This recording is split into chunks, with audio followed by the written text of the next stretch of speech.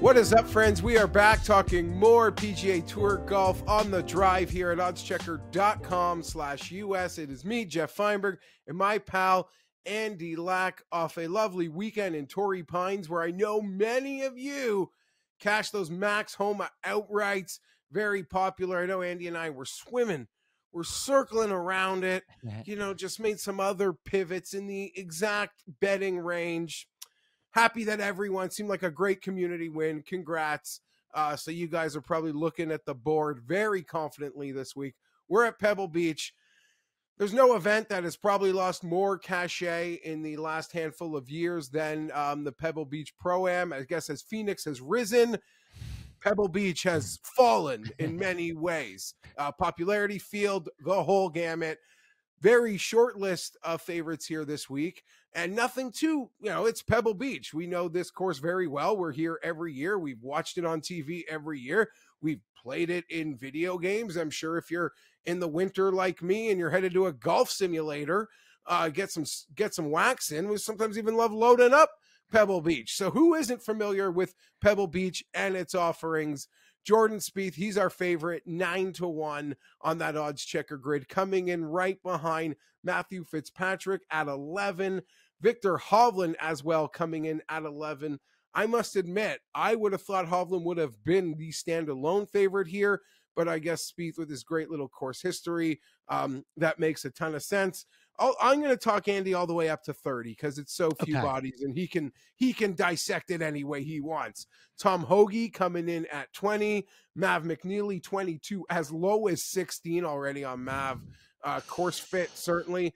Seamus Power 22-1, Justin Rose 25, Andrew Putnam 28 on the odds checker grid. So that is the collection of golfers. I'm going to give Andy the floor here, but for us, we bet the good players, only the good players win. We're sort of really confused because how many, despite odds being low, how many good players do we actually have here? And do we have any interest in anything under 30-1? I have made a bet. I'll let you go first, Andy. Yeah, this is a pretty tough week, as you've mentioned, because there is a clear top three, in my opinion. I think that Spieth, Hovland, and Fitzpatrick have sort of emerged as, in my opinion, at least the three best players in the field. The issue is that there's this big drop-off after that. And while this is a course that lends itself to long shots in the past, as you've said, we are at a point where this trend of top of the board winners, and when I say top of the board, even Max Homa, under 30-1 last week, I think a lot of people bet 25s and 28s. I haven't made a move yet in the under to 30 zone. The guy that I was looking most closely at was Hovland, actually, who, on first glance, you kind of think, oh, Hovland, Torrey Pines, that feels like an amazing fit. Why is he playing Pebble Beach and not Torrey Pines? But keep in mind, Hovland won the 2018 U.S. Amateur at Pebble Beach and was the 2019 low am at the U.S. Open here as well, where he gained 12.6 strokes from tee to green as an amateur at Pebble Beach at the U.S. Open in 2019. So Hovland was the main guy under 30 that I was looking at, but I was kind of hoping for something closer in the 14 to 16 range. What was the move that you made? I will say Hovland is my favorite of those elites at the top. Me too, for sure. If you thought, you do this a lot. I don't know. I thought Hovland would have been the favorite. I never for a moment thought we'd catch a 14-16. If I do invest in Hovland, I don't know. Hovland could win by a field goal. If Hovland's on at a place like this, he's winning by a field goal. Maybe even a touchdown minus a conversion.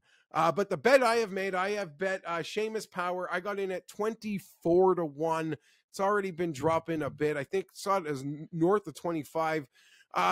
Maybe this was forced, Andy. Finished 9th here last year. I just bet. I'm not going to bet near the top of the board. I did that before the top of the board was winning every week. My card construct usually like to start in the low to mid 20s and, we'll build through 60 usually. So I'm not abandoning that as the top of the board seems to reign.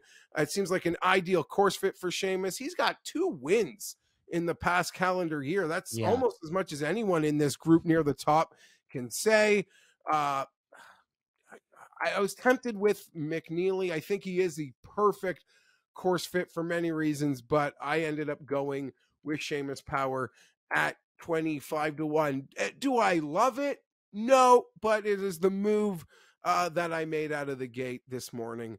Moving north of 30, we are sort of in a not a ton of bodies in 30 through 50. So just let me know if anyone here kind of catches your eye at all, Andy. I mean, people who watch and listen to me know I don't know if I'll be able to quit Thomas Detry. I could argue it's a talent play versus the field, but as it's already kind of been thrown back in my face today, are we even certain that Detry is like better than guys, sort of like a Taylor Moore or a Ben Griffin?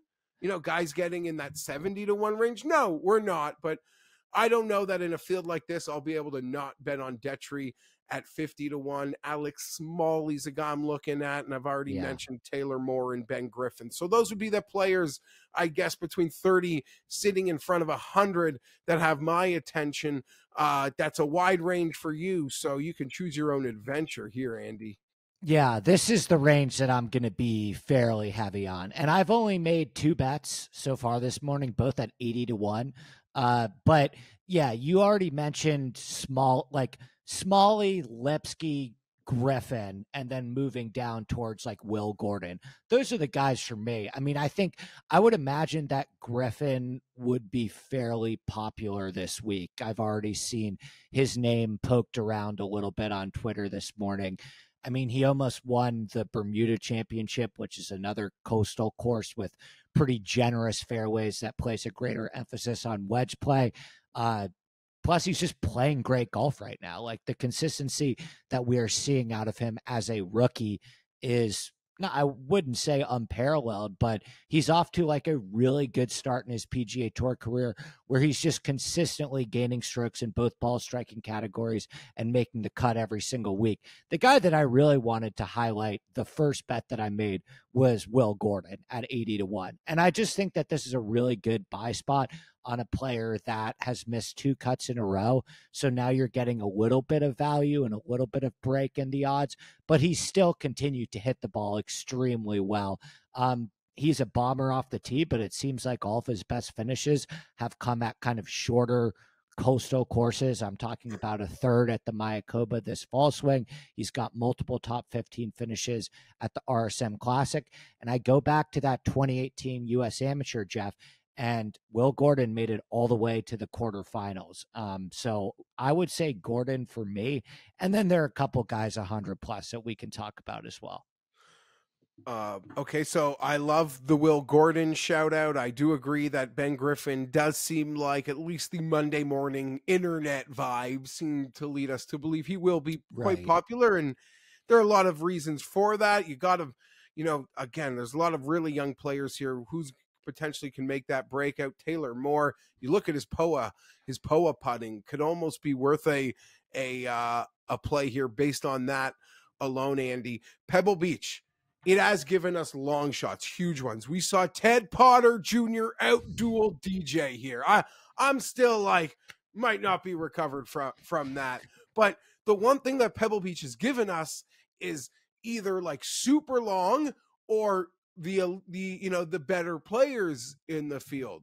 We have really this part of the betting board has not shown up at Pebble Beach at all.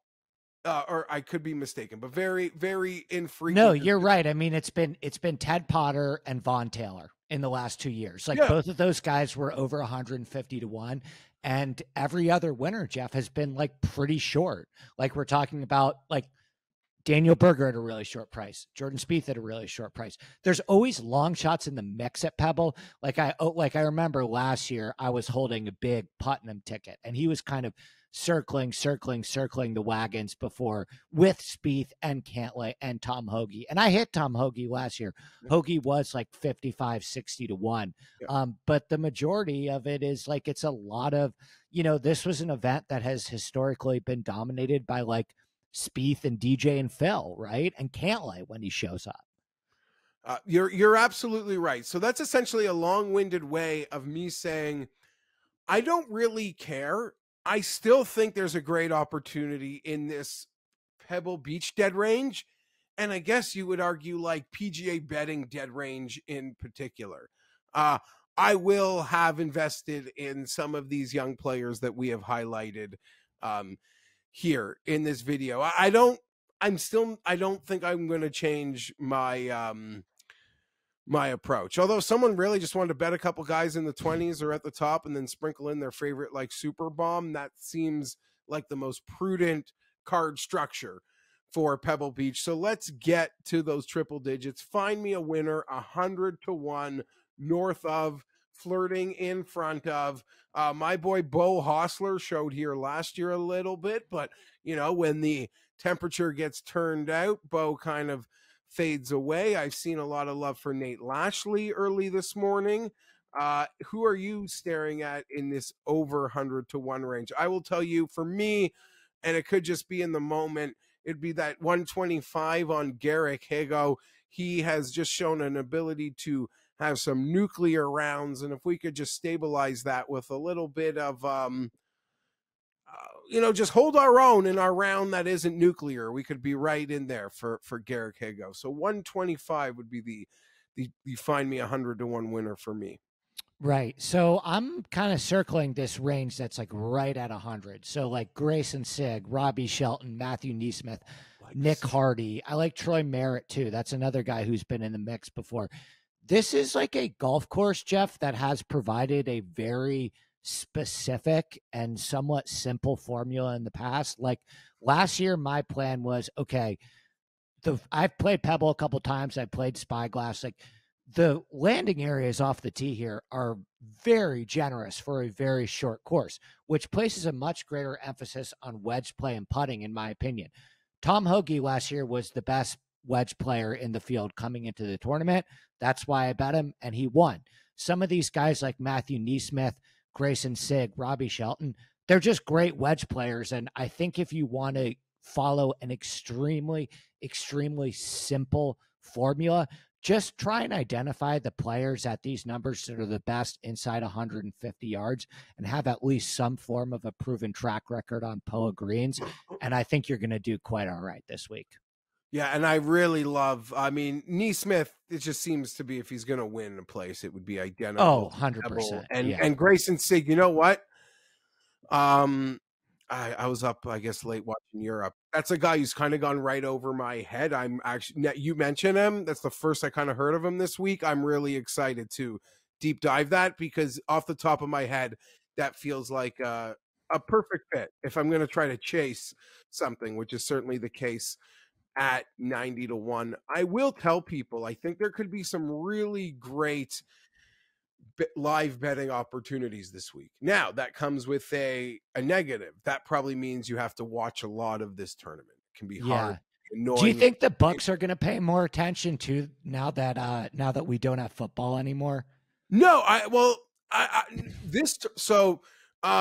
what I was trying to say is, I think I remember Mayo hit a live Ted Potter as he was tied for the lead at maybe flirting with triple digits a couple years ago, Andy. And when you got guys on different courses and there's such little name value, name cachet, the guys running, they don't have a clue who these guys are. There will be stale numbers this week. Now, it might not matter in the end because they still might lose to Viktor or one of the elite players. But I think you should maybe save something in your chamber to see if you can catch a stale number. I could also advise ignoring it entirely, not watching. And if you bet a lot on this tournament, like if you play a heavy prop day or something, you're just going to make yourself angry. Like the coverage will infuriate you. It's all the celebrities and stuff. Granted, I'm not one of those people that really hate on it. As Adam Scott says, only 8 of these tournaments matter. They could do whatever they want with the other 50. So I really like him.